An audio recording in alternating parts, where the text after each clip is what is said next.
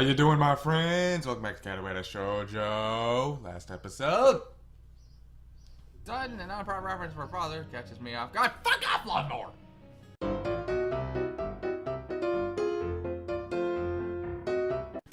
Ooh! Ooh! Ooh! Yeah, that's what I'm talking about. Oh, yeah! Oh, do it harder. Hello, darkness, my old friend.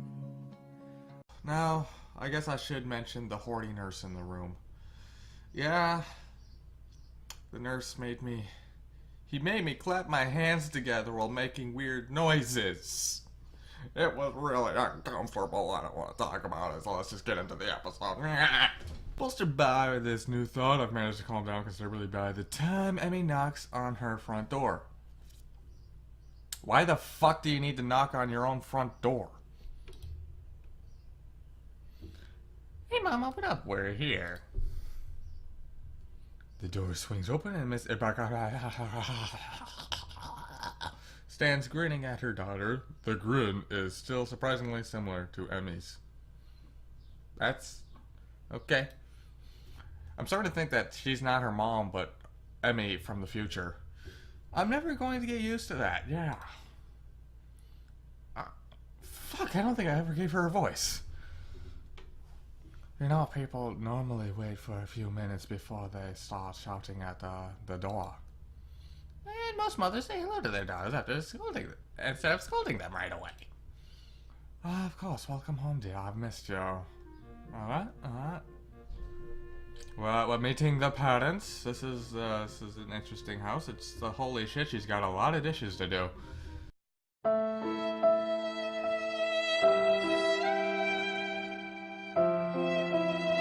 As a fictional hug, later we're inside, and it is the only time that Emmy's mom seems to remember that I'm actually here. Holy shit, she doesn't even notice me. And hello to you too, so how are you? Quite well, thank you. Nice to not have the school to worry about for a little bit, that's cool. Ah yes, you finished up exams, haven't you? That must be quite a relief for you both. It's certainly a weight off my mind, that's for sure. Mine too. I think I slept well the first time in weeks last night, from relief alone. If this news has surprised Emmy's mother, it doesn't show it. Still, her response betrays a note of interest. Is that so? I'm glad to hear that, Emmy. You know, I get worried when you get all wound up in about, well, exams. Trying to cover it up, I see, Mommy. Mommy is trying to cover it up, I see this. Suddenly, Emmy's mother knows something I don't, or rather, she doesn't know that Emmy told me about the nightmares. It's interesting being able to observe how Miss covers for Emmy. That protective instinct to make sure that I don't know any more than Emmy's willing to tell me. I suppose Emmy's gotten more in common with Quarks than I ever realized. Quarks. Moves around fast, impossible to understand through direct observation, yet she has an effect on everyone she encounters. This feels really weird to have this really long inner monologue with these two staring at me.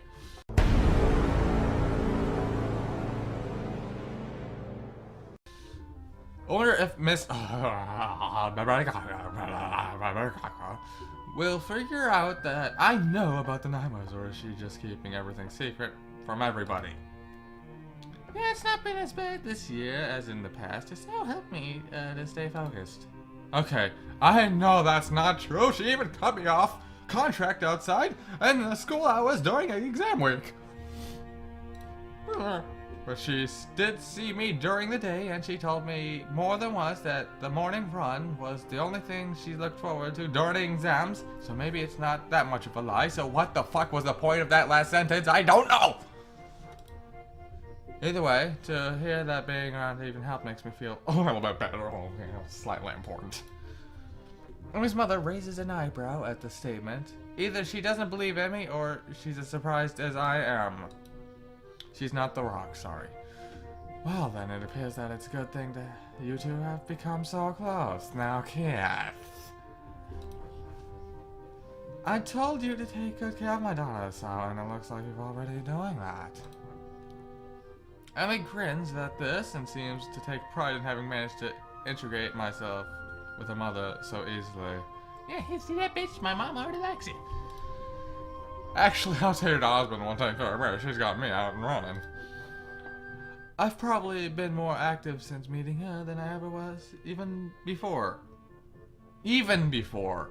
You really fucking need that even in there, you know? Like...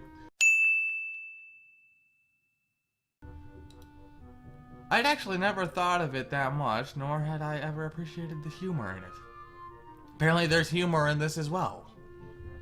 I wasn't too active before the heart attack pickup games of soccer. Don't really count since they weren't that common. Okay. So now that I know for sure that I have a weak heart, now I run every day, pushing my luck with the help of my medication, nearly dying every day. I chuckled quietly, then I realized I never finished my sentence. Fuck. Well, before I had my heart attack and wound up at school here. It comes out so casually. There was a time I would never thought twice about talking about what was wrong with me. At all! But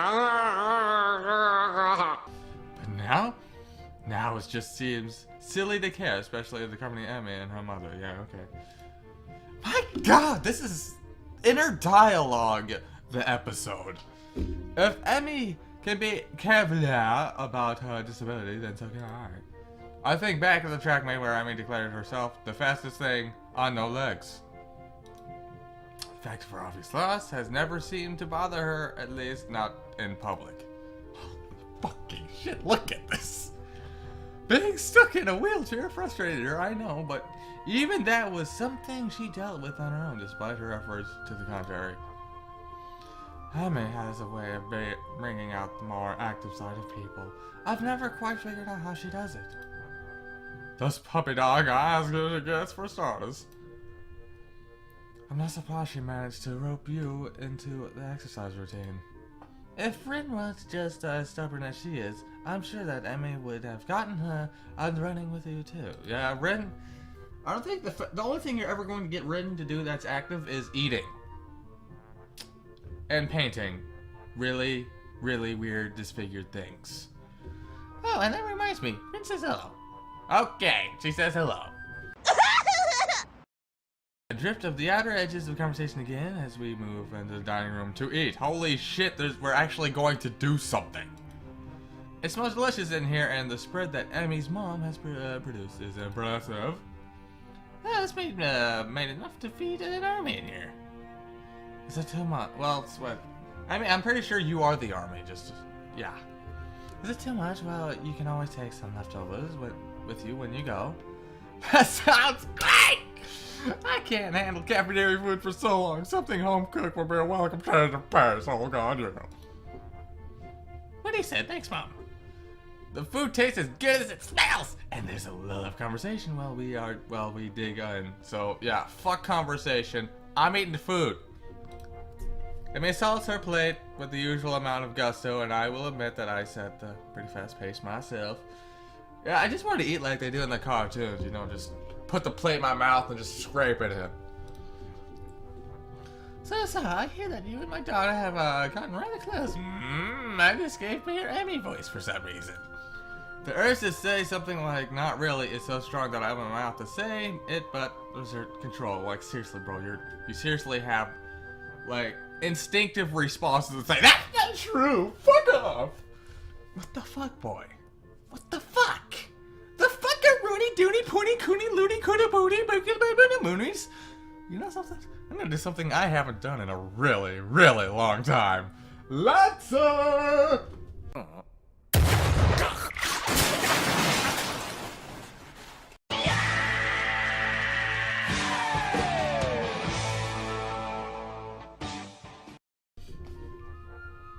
God, I love it. We are close. There's no getting around it. I mean, Emmy's brought me here, hasn't she? We fucking banged in this shed. Doesn't that tell you anything? Fortunately, both Emmy and her mother seem to take my reaction as a sign that I'm caught off guard rather than considering something cruel. You were about to, boy. And Lancer kicked your ass. I suppose we have. I blame the morning runs myself. You make it sound like a bad thing, Asao. Well, I for one found it a relief. Why is that? Emmy's always been a popular girl, but she's never made any close friends. That's been news to me. I've always seen Emmy chatting with her classmates in the hallways. Why the fuck is that news to you? When was the last time you ever seen her hang out with anyone other than Rin? How smart are you? And certainly, the whole track team seems to love her, but it's true that she chooses to isolate herself during lunch with Rin and me. Not exactly the sort of behavior one expects from a popular girl after all. Then again, I've experienced her unwillingness to get close firsthand, so I can't say that I'm surprised. You just said you were surprised! Hello, darkness, my old friend. I was beginning to have my doubts. Emmy rolls her eyes and the ceiling grumbles something I can't quite make out. What? What was that you said? Nothing. Miss on her drink with laughter. You've been hanging out with the nurse too long, Emmy. I'm going to have to talk to him about corrupting my daughter. What the fuck did the nurse do to Emmy? Somehow, I don't think that would be very effective. What the fuck did the nurse do to Emmy? I learned most of it from you anyways, not the nurse. Don't listen to us out. She's a born liar. Yeah, right. Oh, I don't know, Emmy. I think your mother has a point. What? You traitor, you're supposed to take my side in this. Yeah, but okay. Okay. A kick at the shins with an unmasked plastic foot cuts me off before Mr. Bradowski out of leg. Eyebrows shoot upwards. Well, what about your leg? It wasn't a big deal, that's all. I just, in a wheelchair for a bit.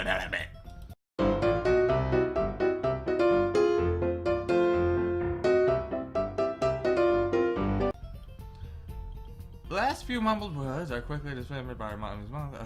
I suspect she has experience with this sort of thing. And a worried frown appears on her face. So, that's what kept you dodging my calls. I mean, I know how much you hate being in a wheelchair. No wonder you've been in such a mood lately. Yeah, she's much happier up on her feet, so to speak. So to speak. Because, so to speak. Well, of course, she spent enough time in a wheelchair after the accident. She didn't get her prosthetics immediately. No, dumbass! Don't you know how this shit works? You're supposed to be a scientist! You're not showing it! No, she had to finish healing up before they let her start the sort of therapy you've got to go through to adjust to those things. Especially since she wanted to run in them. I had no idea! Yeah, it sucks. Oh, did you see Rin's moral on the festival? She sudden change of topic makes me realize belatability. God damn it, me. She's been fidgeting the whole time her mother and I have been talking. I should have figured on her being a little skittish when it comes to talking about the accident, even around her mother. No shit, bro. I wouldn't want to talk about that too much either. No, I didn't make it out at the festival, remember? Although I caught a glimpse at it at the track meet, it seemed pretty weird to me. Thank you! Thank you, Eiko! Thank you! Thank you for knowing my pain of that.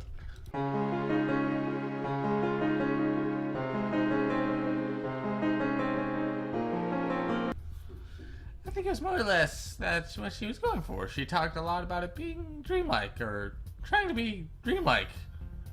It was more nightmare than anything. Rin's art is one of those things I don't think I'll ever understand. Nope. That's not surprising. I don't think Rin expects to be understood. She told me once that her art allows people to understand stuff they wouldn't understand otherwise. Okay. But all the same, she doesn't think it actually works that way. Rin, even when you're not here, you give me a headache. I'm surprised that Emmy's talked about this with Rin extensively enough to actually have Rin's opinion. Good point, yeah.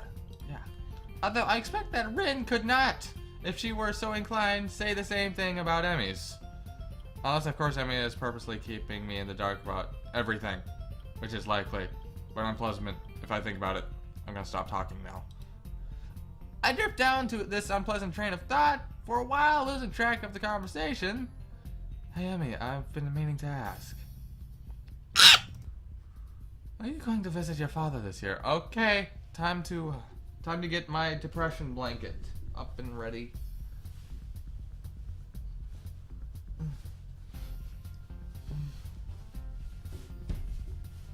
I am ready now.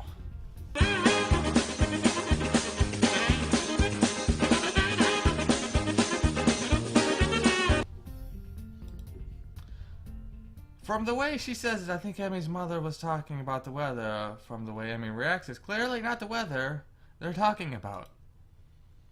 She flinches a slight jerk in the head up backwards as if she's been slapped in the face. Can we talk about this later? Her voice sounds brittle, strained, and looks like she's severely shaken by the question. Seems that Miss... Let's judge just how close Emmy and I are.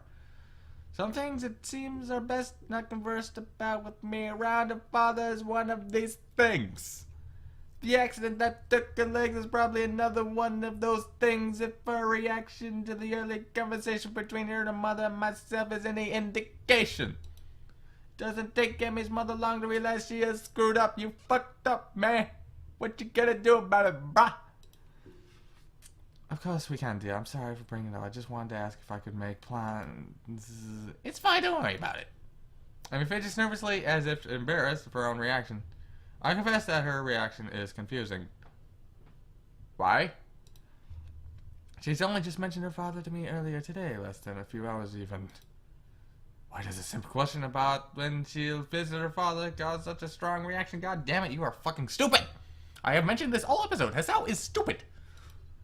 As whatever serenity she claimed to reach the means of our talk, the previous evening has suddenly evaporated, or couldn't help as much as she thought, or claimed. I'll be right back. I had to visit the little girl's room. Sure. How you doing? What's up? How you doing?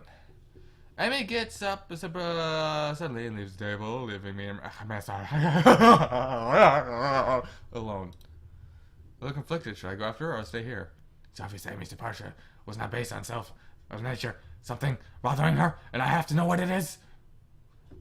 It's a choice. We'll do it again next time, son. Yes! The boulder feels conflicted about fighting a young blind girl. I like that boulder. That is a nice boulder.